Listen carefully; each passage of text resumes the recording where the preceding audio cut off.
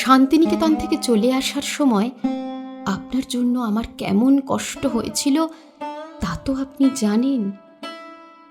আপনার বুকেও তো বেজেছিল সেই কষ্ট।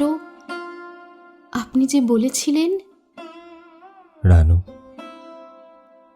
তুমি চলে গেলে কে আমার চুল আঁচড়ে দেবে, কে আমায় জোর করে খাওয়াবে? সে কি শুধুই কথার কথা ছিল? বোলপুর স্টেশনে যখন প্রায় টেনে হিঁচড়ে আমাকে গাড়িতে তোলা হলো, তখন আমার অমন কান্না দেখে কি আপনার মন একবারের জন্য কেঁদে ওঠেনি? আমি জানি ভানু দাদা,